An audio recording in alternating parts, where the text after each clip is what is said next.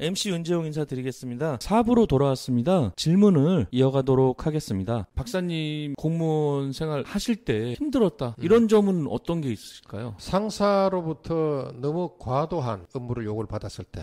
요즘 젊은 공무원들은 그렇게 시키면 하나요? 지금은 업무 시간 외라든지 부당한 업무 지시라고 생각했을 때는 반발이 생깁니다. 그쵸? 그리고 지금은 또 공무원 노조가 이제는 공식화됐잖아요. 네네. 부당한 업무 지시는 상상하기 어렵습니다. 공직 사회도 네. 엄청나게 많이 바뀌었다고 봐야죠. 공무원 된 거 후회 안 하세요? 후회 안 합니다. 절대로? 네, 공직 생활을 제 일평생 했던 것에 대해서는 조금도 후회하지 않습니다. 그만큼 저는 저 나름대로 최선을 다해서 살았다 이렇게 자부합니다. 천직이신 것 같아요. 결과적으로 그렇게 된 것 같아요. 박사님이 9급, 7급, 5급, 뭐 차관급까지 다 하셨는데 공무원 하시면서 진짜 보람있거나 재밌었던 일 없으세요? 사무관 고시 합격하자마자 서울올림픽 조직위원회로 파견 나가가지고 거기서 제가 기획조정실에서 최고 간부회의 그것을 맡았었어요. 박세직 조직위원장. 네네네. 그분의 중요한 정책 결정 과정을 제가 다 봤죠. 그걸로 제가 결국 서울대학교 행정대학원에서 석사 논문을 쓸 때 그걸로 썼는데 중요한 기록으로 남았죠. 그렇게 했던 것이 큰 보람 중에 하나이고 또 우리가 서울올림픽에 4등을 했잖아요. 전 세계 처음으로 한국의 그 문화적인 품격과 또 열정과 스포츠의 성공 이런 것을 다 엮어냈잖아요. 그게 제가 몸으로 참여했다라는 거 큰 보람이었고 또 되게 좋았습니다. 그런데 그것이 운명적으로 또 30년 후에 2018년 동계올림픽을 우리가 평창 유치했잖아요. 예. 평창을 유치했는데 평창이 유치하던 날이 7월 6일입니다. 그죠? 네. 2010년 7월 6일이에요. 네. 제가 그때 당에 있을 때입니다. 대통령께서는 유치하는 그 현장으로 갔었고 네. 중요한 지도자들은 평창으로 왔어요. 예. 그때 제가 담당 수석 전문위원이었어요. 아 진짜로요? 네. 그래서 제가 오. 총리와 당대표 그다음에 주요 당직자들 앞에서 전망에 대한 브리핑을 했어요.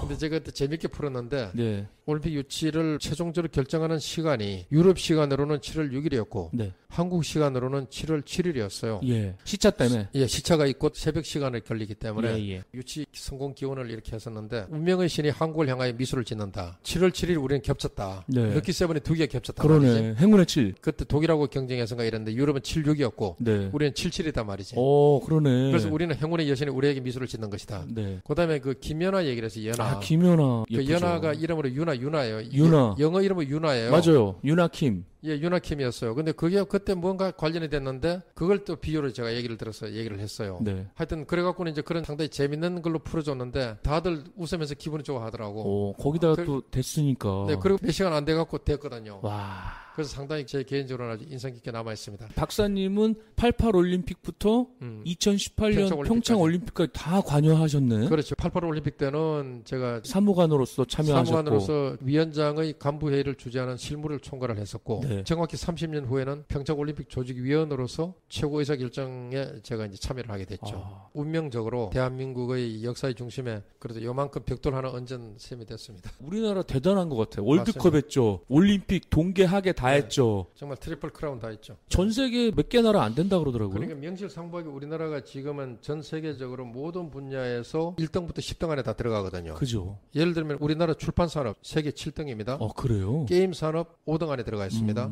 스포츠는 뭐 지금 뭐 골프 같은 경우는 항상 1등이잖아요. 거의 그렇죠? 뭐 여자 골프는 여자 그냥 골프는 거의 다 해먹잖아요. 그러니까요. 그렇게 우리나라가 사실은 우리 스스로가 봤을 때는 잘 모르는데 외국인들이 바라보는 한국에 대한 시선은 되게 경외스럽게 바라보죠.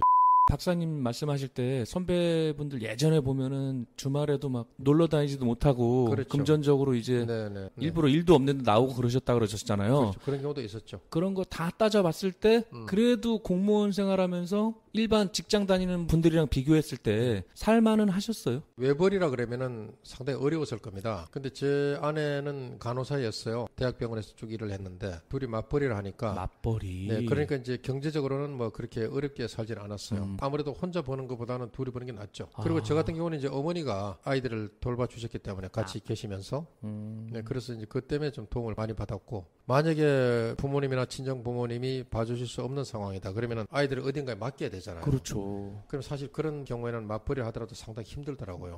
그 힘든다는 것은 비용 문제가 일부 나가면서 그다음에 네. 아이들을 계속 돌봐야 되잖아요. 그럼요. 데려가야 되고 다시 데려와야 되고 그러니까 그런 것들이 참 쉽지 않아요. 그건 지금도 마찬가지로 보는 건데 사실은 그 부분은 우리나라가 저출산 문제와 또 이걸 해결하기 위해서 국가와 지방자치단체가 적극적으로 이 부분에 대하여 개입을 해야 되지 않는가 이 생각을 좀 해봅니다. 그게 지금 심각한데 요즘 맞습니다. 우스갯소리로 육아는 60부터라 그러잖아요. 맞아요. 그 만약에 박사님이랑 사모님이 아드님이랑 따님이 부모님이 손주들 봐달라 그러면 어떠세요? 저는 봐줘야 된다고 보는 입장입니다. 한 아이가 있는데 네. 주말에만 이렇게 와서 잠시 보고 이러는데 네. 내가 어떤 때는 이제 하루 종일 본 적이 있어요. 네. 쉽지 않습니다. 힘에 붙여요. 그러니까 아이들 보다가 어른들 병난다 얘기 나오거든요. 그러니까. 네, 그럴 수가 골병 있습니다. 든다 그러잖아요. 네네네. 그래서 그런 부분에 대하여 국가가 저는 체계적으로 이걸 좀 그 어린이 보육 시스템을 갖춰야 된다고 보는 입장이고, 우리나라가 고령화 사회가 되면서 지금 노인 요양센터가 잘 돼 있거든요. 네네. 저는 노인 요양센터의 시스템을 어린 아이들에게 적용해도 좋다고 보는 것입니다. 서로 막 젊은 사람도 애기 안 난다고 그러는 거 아니에요? 인구 절벽 오지 않습니까 지금? 그런데 또 이런 부분도 있어요. 지금 좀 어렵긴 하지만 길게 봤을 때는 우리나라가 또 이제 남북 간의 통일 문제로 이렇게 다가가고, 또 한 가지는 초연결 사회 4차 산업혁명으로 가면서, 또 한 가지는 이 고도의 그 AI 인공지능이라든지 그다음에 사물 인터넷 이와 같은 것을 또 자동화를 통하여서 이게 인력이 많이 감축이 될 수도 있잖아요. 그러니까 뭐 그런 부분에서 저는 뭐 긴 미래로 봤을 때는 비관하지는 않습니다. 또 문제 해결 능력이 뛰어난 민족이니까.